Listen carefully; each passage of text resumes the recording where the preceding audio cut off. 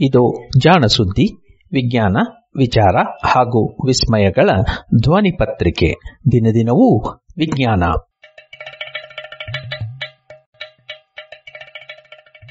ಸಂಪುಟ 3 ಸಂಚಿಕೆ 311 ಜುಲೈ 29, 2020. ಜಾಣ ಜಾಣೆಯರು.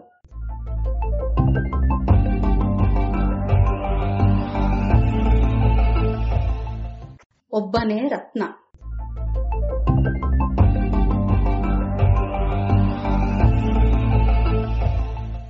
ಇಂದಿನ ಯುಗದಲ್ಲಿ ಒಂದು ರಾಷ್ಟ್ರದ ಸಿರಿವಂತಿಕೆ ಏನು ಎನ್ನುವುದು ಮುಖ್ಯವಾಗಿ ಆ ರಾಷ್ಟ್ರದ ಜನತೆಯ ಉತ್ಸಾಹದಲ್ಲಿ ಮಾತ್ರವಲ್ಲ, ತಂತ್ರಜ್ಞಾನ, ಕಚ್ಚಾ ವಸ್ತುಗಳು ಹಾಗೂ ಬಂಡವಾಳ ಎನ್ನುವ 3 ಪ್ರಮುಖ ಅಂಶಗಳನ್ನು ಆಧರಿಸುತ್ತದೆ. ಅದರಲ್ಲಿಯೂ ತಂತ್ರಜ್ಞಾನ ಎನ್ನುವ ಮೊದಲನೆಯ ಅಂಶ ಬಲು ಪ್ರಧಾನವಾದದ್ದು. ಏಕೆಂದರೆ ವೈಜ್ಞಾನಿಕ ತಂತ್ರಗಳನ್ನು ಅಭಿವೃದ್ಧಿಪಡಿಸಿ ಬಳಸಿಕೊಳ್ಳುವುದರಿಂದ ನೈಸರ್ಗಿಕ ಸಂಪನ್ಮೂಲಗಳಲ್ಲಿರುವ ಕೊರತೆಗಳನ್ನು ಸ್ವಲ್ಪ ಮಟ್ಟಿಗೆ ತುಂಬಿಕೊಳ್ಳಬಹುದು, ಬಂಡವಾಳವನ್ನು ಕಡಿಮೆ ಮಾಡಬಹುದು. ಆದರೆ ಈ ತಂತ್ರಜ್ಞಾನ ಎನ್ನುವುದು ವಿಜ್ಞಾನದಿಂದ ಹಾಗೂ ಅದರ ಅನ್ವಯದಿಂದಷ್ಟೇ ಬೆಳೆಯುತ್ತದೆ. ಈ ಮಾತುಗಳನ್ನು ಕೇಳಿದಾಗ ಇದನ್ನು ಯಾರೋ ರಾಜಕಾರಣಿಯೋ ವಿಜ್ಞಾನಿಯೋ ಆಡಿರಬೇಕು ಅಂದುಕೊಂಡಿರಲ್ಲವೇ? ತಪ್ಪು.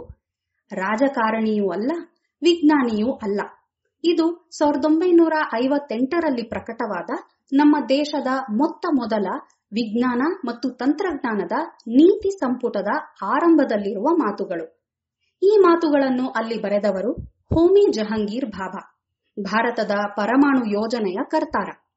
ಆದರೆ ಅದನ್ನು ಅವರಿಗೆ ಬರೆಯಲು ಹಾಗೆ ಹೇಳಿದ್ದು ವಿಜ್ಞಾನ ಮತ್ತು ತಂತ್ರಜ್ಞಾನದಲ್ಲಿ ಅಪಾರ ನಂಬಿಕೆ ಇಟ್ಟಿದ್ದ ಒಬ್ಬ ಉದ್ಯಮಿ. ಹೀಗೆಂದು ಭಾಭಾ ತಮ್ಮ ಭಾಷಣವೊಂದರಲ್ಲಿ ಹೇಳಿದ್ದಾರೆ. ಆ ವ್ಯಕ್ತಿ ಇನ್ಯಾರೂ ಅಲ್ಲ, ಎಲ್ಲೋ ಹುಟ್ಟಿ ಬೆಳೆದರೂ ನಮ್ಮವರಾಗಿ ನಮ್ಮ ದೇಶಕ್ಕೆ ಅಪಾರ ಕೊಡುಗೆಯನ್ನು ಕೊಟ್ಟವರು, ಇಂದಿಗೂ ನಾವೆಲ್ಲ ನಿತ್ಯವೂ ಸ್ಮರಿಸಿಕೊಳ್ಳುವ ವ್ಯಕ್ತಿ JRD ಟಾಟಾ ಅಥವಾ ಜಹಂಗೀರ್ ರತನ್ಜಿ ದಾದಾಭಾಯಿ ಟಾಟಾ. ನಾವು ಇಂದು ಸಂಪತ್ತು ಎನ್ನುವ ಮಾತಿಗೆ ರೂಪಕವಾಗಿ ಬಳಸುವ ಟಾಟಾ ಬಿರ್ಲಾ ಎನ್ನುವ ನುಡಿಯ ಹಿಂದಿರುವ ವ್ಯಕ್ತಿತ್ವ. JRD ಟಾಟಾರವರು 1904ನೇ ಇಸವಿ ಜುಲೈ 29ರಂದು ಜನಿಸಿದರು. ಭಾರತವು ಸ್ವತಂತ್ರವಾದಾಗ ರೂಪುಗೊಂಡ ಹೊಸ ಸರ್ಕಾರದ ನೇತೃತ್ವ ವಹಿಸಿದ್ದ ಪಂಡಿತ್ ಜವಾಹರ್ಲಾಲ್ ನೆಹರು ಅವರಿಗೆ ವಿಜ್ಞಾನ, ತಂತ್ರಜ್ಞಾನ ಹಾಗೂ ಕೈಗಾರಿಕೋದ್ಯಮದಲ್ಲಿ ಬಲು ಆಸಕ್ತಿ ಇತ್ತು. ದೇಶ ಮುನ್ನಡೆಯಬೇಕಾದರೆ, ವಿಶ್ವದಲ್ಲಿ ತಾನೊಂದು ಸಮರ್ಥ ಬಲ ಎನ್ನಿಸಿಕೊಳ್ಳಬೇಕಾದರೆ ಇವೆಲ್ಲದರಲ್ಲೂ ಮುಂಚೂಣಿಯಲ್ಲಿರಬೇಕು ಎನ್ನುವ ವಿಶ್ವಾಸ ಇತ್ತು. ಹೀಗಾಗಿ ಹೊಸದಾಗಿ ರೂಪುಗೊಂಡ ದೇಶ ಈ 3 ವಿಷಯಗಳತ್ತ ಎಂತಹ ತೀರ್ಮಾನಗಳನ್ನು ತೆಗೆದುಕೊಳ್ಳಬೇಕು ಎನ್ನುವ ಒಂದು ಚೌಕಟ್ಟನ್ನು ನೀತಿಯ ರೂಪದಲ್ಲಿ ರಚಿಸಲು ಒಂದು ಸಮಿತಿಯನ್ನು ರೂಪಿಸಿದರು. ಅಲ್ಲಿ ವಿಜ್ಞಾನಿಗಳ ಜೊತೆಗೆ ಇದ್ದವರು JRD ಟಾಟಾ. ವಿಜ್ಞಾನ ಮತ್ತು ತಂತ್ರಜ್ಞಾನದ ಬಗ್ಗೆ ಬಹಳಷ್ಟು ಮಂದಿ ಉದ್ದುದ್ದ ಭಾಷಣ ಬಿಗಿಯುತ್ತಾರೆ. ಆದರೆ ಅವನ್ನು ತಮ್ಮ ನಿತ್ಯ ಜೀವನದಲ್ಲಿ ಬಳಸಿಕೊಳ್ಳುವ ಸಮಯ ಬಂದಾಗ ಮೆಲ್ಲನೆ ಜಾರಿಕೊಳ್ಳುತ್ತಾರೆ. ಹಾಗೆಯೇ ಆ ವಿಷಯಗಳಿಗೆ ಬೇಕಾದ ಸವಲತ್ತುಗಳು ಹಾಗೂ ಸಂಪತ್ತನ್ನು ಒದಗಿಸಬೇಕಾದಾಗಲೂ ಮೆಲ್ಲನೆ ಜಾರಿಕೊಳ್ಳುತ್ತಾರೆ. ಆದರೆ JRD ಟಾಟಾ ಹಾಗಿರಲಿಲ್ಲ. ವಿಜ್ಞಾನದ ವಿಷಯದಲ್ಲಿ ಈತ ಕೊಡುಗೈ ದಾನಿ. ಜಮ್ಶೆಡ್ಜಿ ಟಾಟಾರಂತೆಯೇ ಈತ ಕೂಡ ಭಾರತದಲ್ಲಿ ವಿಜ್ಞಾನ ಮತ್ತು ತಂತ್ರಜ್ಞಾನ ಸಂಸ್ಥೆಗಳನ್ನು ಸ್ಥಾಪಿಸಲು ನೆರವಾದವರು. ಜಮ್ಶೆಡ್ಜಿ ಟಾಟಾ ಬೆಂಗಳೂರಿನಲ್ಲಿರುವ ಇಂಡಿಯನ್ ಇನ್ಸ್ಟಿಟ್ಯೂಟ್ ಆಫ್ ಸೈನ್ಸ್ ಸಂಸ್ಥೆಯ ಹುಟ್ಟಿಗೆ ಹೆಗಲು ಕೊಟ್ಟವರು.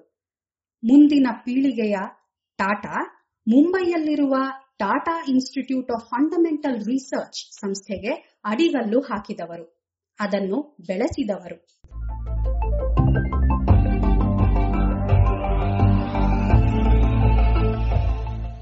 ಜಹಂಗೀರ್ ರತನ್ಜಿ ದಾದಾಭಾಯಿ ಟಾಟಾ ಹುಟ್ಟಿದ್ದು ಭಾರತದಲ್ಲಿ ಅಲ್ಲ, ಅವರು ಹುಟ್ಟಿದ್ದು ಫ್ರಾನ್ಸ್ನಲ್ಲಿ.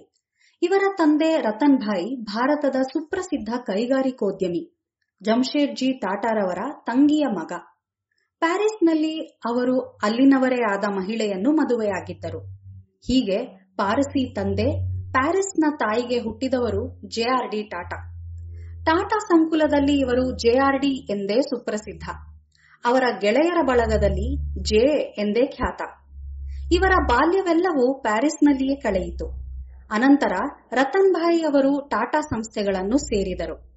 ಹೀಗಾಗಿ ಅವರು ತಮ್ಮ ಹೆಂಡತಿ ಮಕ್ಕಳನ್ನು ಇಂಗ್ಲೆಂಡಿಗೆ ಕಳಿಸಿ ತಾವು ಭಾರತಕ್ಕೆ ಬಂದರು. 1923ರಲ್ಲಿ ಜೆಆರ್ಡಿ ಇನ್ನೂ 19ನೆಯ ವಯಸ್ಸಿನಲ್ಲಿ ಇರುವಾಗಲೇ ಅವರ ತಾಯಿಯ ಮರಣವಾಯಿತು. ಜೆ ಇಂಗ್ಲೆಂಡಿಗೆ ಬಂದರು. ಇಂಗ್ಲೆಂಡಿನಲ್ಲಿ ಓದು ಮುಂದುವರೆಸಿದರು. ಅಷ್ಟರಲ್ಲಿ ಅವರನ್ನು ಕಡ್ಡಾಯ ಸೇವೆಗೆಂದು ಫ್ರೆಂಚ್ ಸರ್ಕಾರ 1 ವರ್ಷ ಸೇನೆಗೆ ಸೇರಿಸಿತು. ಈ ಸೇವೆ ಮುಗಿಸಿ ಬಂದು ಇಂಜಿನಿಯರಿಂಗ್ ಪದವಿಯನ್ನು ಓದಬೇಕೆಂದು ಜಹಾಂಗೀರ್ ಬಯಸಿದ್ದರು. ಅವರ ತಂದೆಯ ಇಚ್ಛೆಯೇ ಬೇರೆ ಇತ್ತು. ತಂದೆಯ ಒತ್ತಾಯಕ್ಕೆ ಮಣಿದು ಭಾರತಕ್ಕೆ ಬಂದರು. ಟಾಟಾ ಕಂಪನಿಯನ್ನು ಸೇರಿಕೊಂಡರು. ಹೀಗೆ ಅನಿವಾರ್ಯವಾಗಿ ಭಾರತಕ್ಕೆ ಬಂದಾಗ ಜೆ ಭಾರತೀಯರಾಗಿರಲಿಲ್ಲ, ಅವರು ಫ್ರೆಂಚ್ ನಾಗರಿಕರಾಗಿದ್ದರು. ಭಾರತವಿನ್ನೂ ಬ್ರಿಟಿಷರ ಆಳ್ವಿಕೆಯಲ್ಲಿಯೇ ಇತ್ತು. ಹೀಗಾಗಿ ಜೆ ತಮ್ಮ ಫ್ರೆಂಚ್ ಪ್ರಜಾಪತ್ರವನ್ನು ಬಿಸಾಡಿ ಭಾರತೀಯ ಪ್ರಜೆಯಾಗಲು ಅರ್ಜಿ ಸಲ್ಲಿಸಿದರು. ಭಾರತೀಯರಾದರು. ಇಂದು ಪ್ರಪಂಚದಲ್ಲಿ ಯಾವುದಾದರೂ ಒಂದು ಭಾರತೀಯ ಕಂಪನಿಯ ಹೆಸರು ಹೇಳಿ ಎಂದರೆ ಮೊದಲು ನೆನಪಿಗೆ ಬರುವುದೇ ಟಾಟಾ. ಆ ಮಟ್ಟಿಗೆ ಟಾಟಾ ಸಂಸ್ಥೆಗಳನ್ನು ಇವರು ಬೆಳೆಸಿದರು. ತಂತ್ರಜ್ಞಾನವನ್ನು ಕೈಗಾರಿಕೆಗಳು ಅಳವಡಿಸಿಕೊಳ್ಳದಿದ್ದರೆ ಅವಕ್ಕೆ ಉಳಿಗಾಲವಿಲ್ಲ ಎನ್ನುವುದು ಇವರ ಕಟು ವೇದಾಂತವಾಗಿತ್ತು. ಈ ನಿಟ್ಟಿನಲ್ಲಿ ಅವರು ತಾವು ನಿರ್ವಹಿಸುತ್ತಿದ್ದ ಪ್ರತಿಯೊಂದು ಸಂಸ್ಥೆಯು ಹೊಸ ತಂತ್ರಜ್ಞಾನಗಳನ್ನು ಅಳವಡಿಸಿಕೊಳ್ಳುವಂತೆ ಪ್ರೇರಣೆಯಾಗಿದ್ದರು. ಸ್ವತಃ ತಾವೂ ಇದಕ್ಕೆ ಉದಾಹರಣೆಯಾದರು. ಪ್ರಪಂಚದಲ್ಲಿ ಮೊತ್ತ ಮೊದಲ ವಿಮಾನ ಹಾರಾಟವಾದ ಮೊದಲ ದಶಕದಲ್ಲಿಯೇ ಇವರು ತಾವೂ ವಿಮಾನ ಹಾರಾಡಿಸುವುದನ್ನು ಕಲಿತರು. ಅದಕ್ಕಾಗಿ ಬೇಕಾದ ಲೈಸೆನ್ಸ್ ಅನ್ನು ಪಡೆದರು. ಹೀಗೆ 1929ರಲ್ಲಿ ಮೊತ್ತ ಮೊದಲ ಭಾರತೀಯ ವಿಮಾನ ಹಾರಾಟಗಾರನಾದರು. ವಿಮಾನ ಚಾಲಿಸಿದ ಪ್ರಪ್ರಥಮ ಭಾರತೀಯ ಎನಿಸಿಕೊಂಡರು. ಅಂದಹಾಗೆ ಭಾರತದಲ್ಲಿ ಮೊತ್ತ ಮೊದಲು ಮೋಟಾರ್ ಕಾರ್ ನಡೆಸಿದ ಮಹಿಳೆ ಇವರ ತಾಯಿಯಾಗಿದ್ದರು ಎನ್ನುವುದು ವಿಶೇಷ.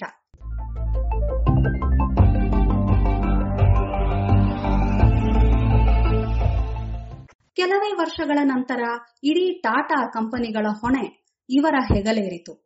ಟಾಟಾ ಕಂಪನಿಗಳ ಆಡಳಿತ ಮಂಡಳಿಯ ಅಧ್ಯಕ್ಷರಾಗಿ ಇವರನ್ನು ಚುನಾಯಿಸಲಾಗಿತ್ತು. ಟಾಟಾ ಕಂಪನಿಯ ಹೊಣೆ ಹೆಗಲೇರಿದಾಗ ಜಹಾಂಗೀರ್ಗೆ ಇನ್ನೂ 34 ವರ್ಷವಷ್ಟೇ. ಆಗ ಟಾಟಾ ಸಾಮ್ರಾಜ್ಯದಲ್ಲಿ ಒಟ್ಟು 14 ಉದ್ದಿಮೆಗಳು ಇದ್ದವು. ಅಲ್ಲಿಂದ ಆರಂಭವಾದ ಜಹಾಂಗೀರ್ ಆಡಳಿತ 50 ವರ್ಷಗಳ ನಂತರ ಕೊನೆಗೊಂಡಾಗ ಟಾಟಾ ಸಾಮ್ರಾಜ್ಯದಲ್ಲಿ 95 ಉದ್ಯಮಗಳಿದ್ದವು. ಅದು ರಾಷ್ಟ್ರದ ಅತ್ಯಂತ ಪ್ರತಿಷ್ಠಿತ ಉದ್ಯಮ ಸಾಮ್ರಾಜ್ಯವಾಗಿ ಬೆಳೆದಿತ್ತು. ಇವರು ಆರಂಭಿಸಿದ ಕಂಪನಿಗಳಲ್ಲಿ ಟಾಟಾ ಕನ್ಸಲ್ಟೆನ್ಸಿ, ವೋಲ್ಟಾಸ್ ಹಾಗೂ ಏರ್ ಇಂಡಿಯಾ ಸೇರಿವೆ. ತಾವು ಪೈಲಟ್ ಆಗಿದ್ದಷ್ಟೇ ಅಲ್ಲ, ಭಾರತದಲ್ಲಿ ಒಂದು ವಿಮಾನ ಕಂಪನಿಯನ್ನು ಆರಂಭಿಸಿದರು. ಟಾಟಾ ಏರ್ಲೈನ್ಸ್ ಎನ್ನುವ ಆ ಕಂಪನಿ ನಮ್ಮ ದೇಶದಲ್ಲಿ ನಾಗರಿಕ ವಿಮಾನ ಸೇವೆಗಳನ್ನು ಒದಗಿಸಿ ಜನಸಾಮಾನ್ಯರು ವಿಮಾನದಲ್ಲಿ ಹಾರಾಡಲು ಅನುವು ಮಾಡಿಕೊಟ್ಟಿತು. ತದನಂತರ ಭಾರತಕ್ಕೆ ಸ್ವಾತಂತ್ರ್ಯ ಬಂದ ಮೇಲೆ ಈ ಕಂಪನಿಯನ್ನೇ ಸರ್ಕಾರ ರಾಷ್ಟ್ರೀಕರಣಗೊಳಿಸಿ ಏರ್ ಇಂಡಿಯಾ ಎಂದು ಬದಲಾಯಿಸಿದ್ದು ಚರಿತ್ರೆ. ನಮ್ಮ ದೇಶದಲ್ಲಿ ವಿಮಾನ ಹಾರಾಟ ಆರಂಭವಾಗಲು ಕಾರಣವಾದಂತೆಯೇ ಪರಮಾಣು ಸಂಶೋಧನೆಗಳು ಆರಂಭವಾಗುವುದಕ್ಕೂ ಟಾಟಾರವರ ನೇರ ನೆರವು ಇದೆ ಎನ್ನಬಹುದು. ಪರಮಾಣು ಸಂಶೋಧನೆಯ ಪಿತಾಮಹ ಹೋಮಿ ಜಹಾಂಗೀರ್ ಬಾಬಾರವರ ಬೆಳವಣಿಗೆಯಲ್ಲಿ ಜೆಆರ್ಡಿ ಟಾಟಾರವರ ಕೊಡುಗೆ ಮಹತ್ತರವಾದದ್ದು. ಇಂಗ್ಲೆಂಡಿನಲ್ಲಿ ಓದುತ್ತಿದ್ದ ಬಾಬಾಗೆ ತಮ್ಮ ಕುಟುಂಬದ ವ್ಯಾಪಾರ ವಹಿವಾಟಿಗಿಂತಲೂ ವಿಜ್ಞಾನದಲ್ಲಿ ಆಸಕ್ತಿ ಹೆಚ್ಚಿತ್ತು. ಬಾಬಾರವರು ಓದಿನ ಮಧ್ಯೆ ಭಾರತಕ್ಕೆ ಮರಳಿದ ಸಮಯದಲ್ಲಿಯೇ 2ನೆಯ ವಿಶ್ವಯುದ್ಧ ಆರಂಭವಾಯಿತು. ಇಂಗ್ಲೆಂಡಿಗೆ ಮರಳಲಾಗದೆ ಅರ್ಧಕ್ಕೆ ಅಧ್ಯಯನವನ್ನು ನಿಲ್ಲಿಸುವ ಪಾಡು ಬಂದಿತ್ತು. ಈ ಸಂದರ್ಭದಲ್ಲಿ ಅವರಿಗೆ ನೆರವಾಗಿದ್ದು ಟಾಟಾ.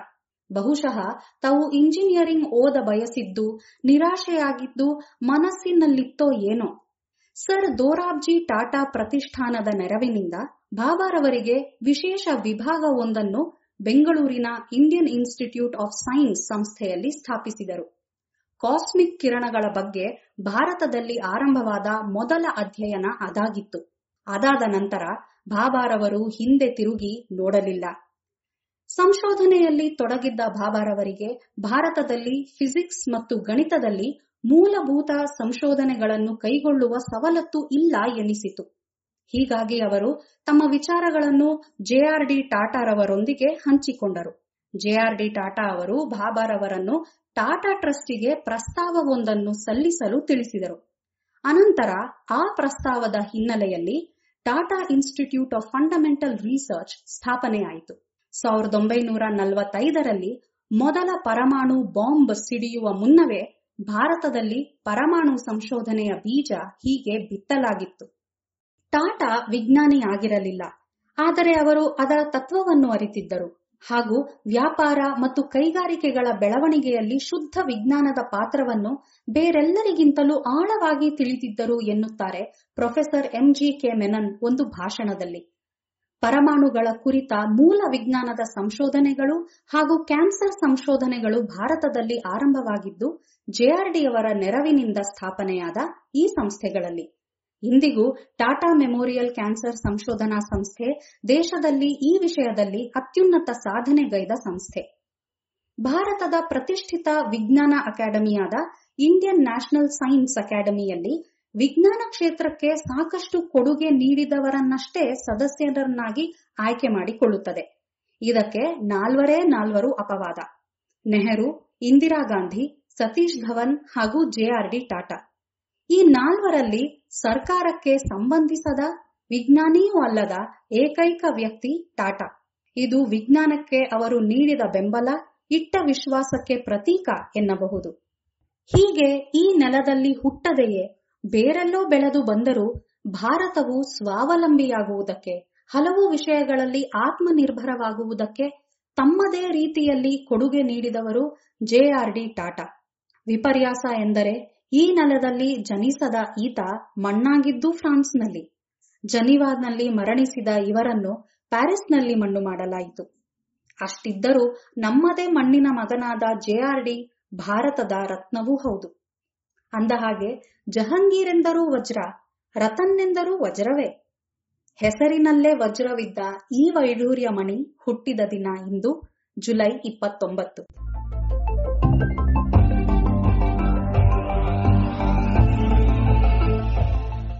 ಇದು ಇಂದಿನ ಜಾಣಜಾಣೆಯರು. ರಚನೆ ಶ್ರೀ ಕೊಳ್ಳೇಗಾಲ ಶರ್ಮಾ. ಪ್ರಸ್ತುತಿ ಶ್ರೀಮತಿ ಲಕ್ಷ್ಮೀ ವಿ.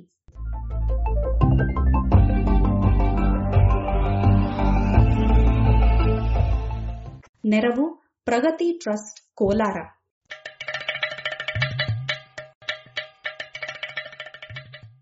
ಜಾಣ ಸುದ್ದಿ ಕುರಿತ ಸಲಹೆ, ಸಂದೇಹಗಳು, ಪ್ರಶ್ನೆಗಳು ಇದ್ದಲ್ಲಿ ನೇರವಾಗಿ 9886640328 ಈ ನಂಬರಿಗೆ ಕರೆ ಮಾಡಿ, ಇಲ್ಲವೇ ವಾಟ್ಸಪ್ ಮಾಡಿ.